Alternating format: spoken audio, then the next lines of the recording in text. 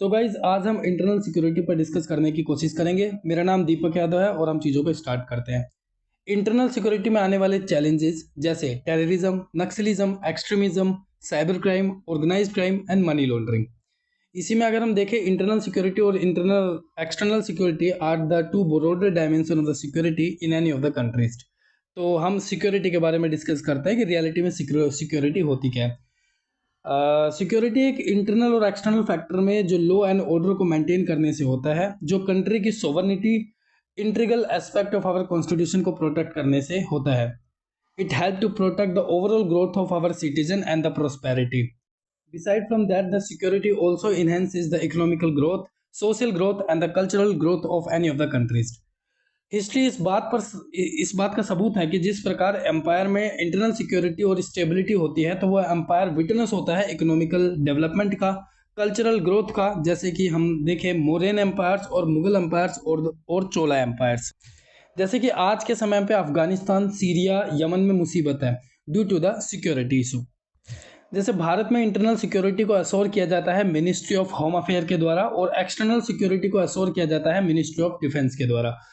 पर रियल मायने में इंटरनल सिक्योरिटी और एक्सटर्नल सिक्योरिटी आपस में इंटरलिंक्ड होते हैं। Example, India Pakistan relation and another one is Jammu Kashmir conflict is internal security but that is enrolled by the Pakistan. अब हम नक्सलिज्म शब्द को समझने की कोशिश करेंगे। ये एक इंटरनल इशू होता है जो रिलेट करता है एक्सटर्नल फंडिंग के द्वारा। Now, what is defense and the security? Defense is a subset of the security. Defense is related to improving the armed forces capabilities against the external attack, while the security is a multi-dimensional concept. Now, what is the causes of the internal security is poverty, illiteracy and the development.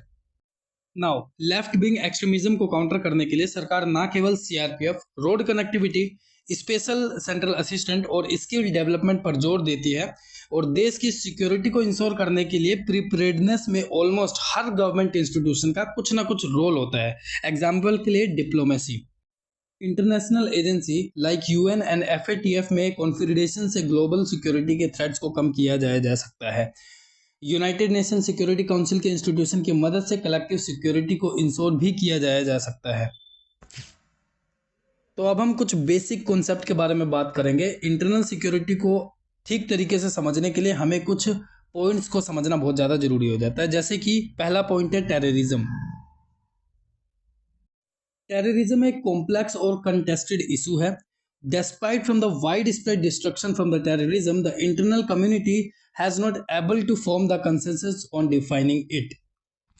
इसी में India ने 1996 में UN CCIT comprehensive convention on internal terrorism पर एक international सहमति और consensus बनाने के लिए एक कदम लिया गया था, लेकिन ये कन्वेंशन आज तक यूएन के सारे मेंबर ने एक्सेप्ट नहीं किया है और आज भी due to the lack of the definition of the terrorism में एक बहुत बड़ा ऑब्स्टेकल बनकर है।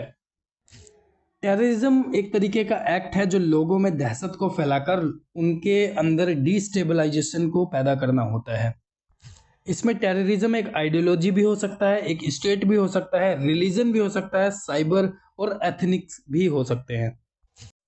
टेररिज्म के अंदर ही दो शब्दों को इंट्रोड्यूस किया जा सकता है, जैसे मिलिटेंसी और इंसर्जेंसी। टेररिज्म जो होता है वो जनरली सिविलियंस पर अटैक करके स्टेट को प्रेशराइज करने से होता है। वहीं जो मिलिटेंसी होती है वो डायरेक्टली स्टेट पर अटैक करते हैं और पुलिस और आर्म फोर्सेस पर अटैक करते हैं। मींस द एक्ट ऑफ जो टेरर होता है वो अटैक करता है सिविलियंस पर directly, right.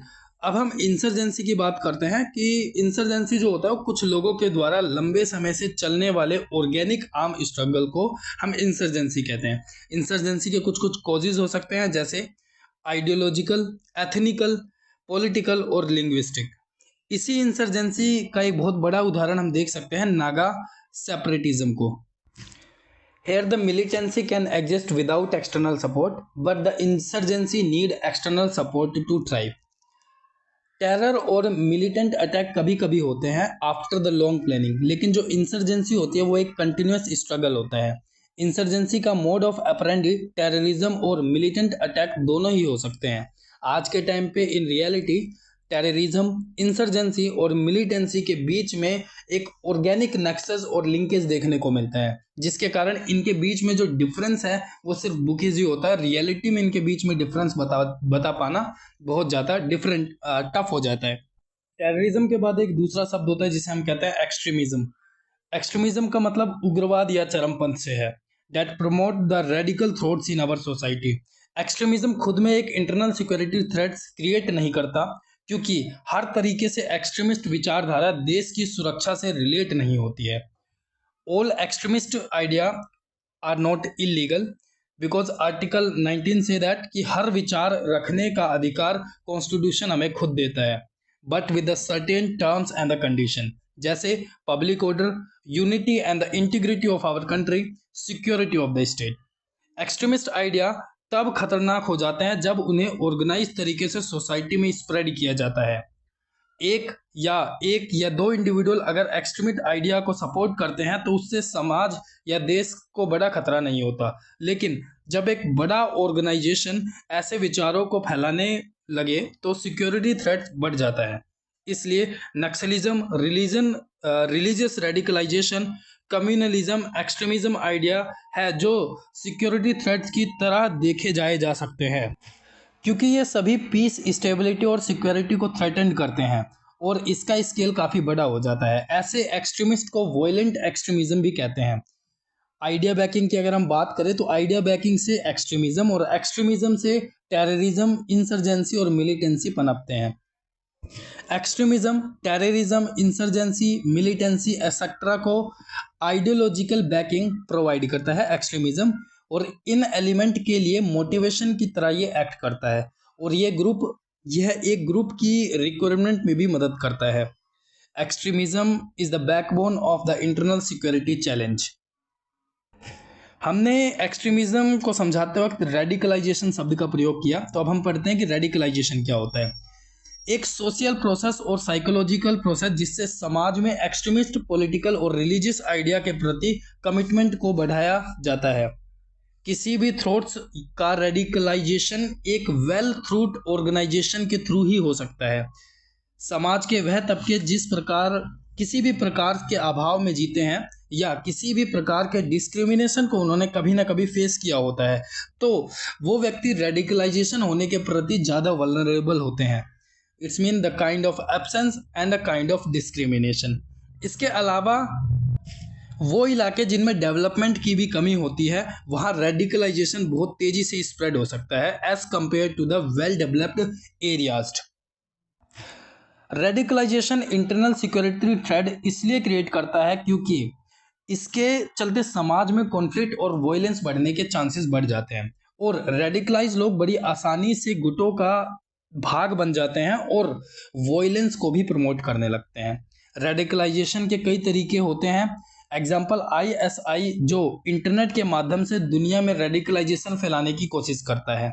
ISI use the internet as a medium of the spread to radicalisation all around the world, जो कि हमने इसमें पहले से पढ़ा।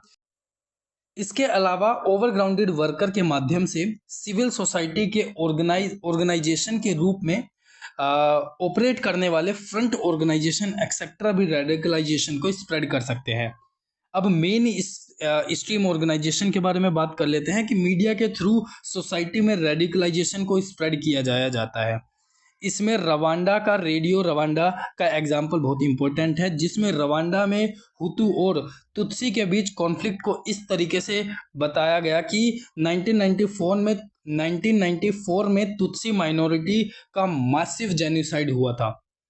रेडिकलाइजेशन के मकसद कई प्रकार के हो सकते हैं। पहला, वोट बैंक पॉलिटिक्स, दूसरा स्पेशल आइडियोलॉजी, और तीसरा एक विशेष समाज की परिकल्पना को सिद्ध करना आदि।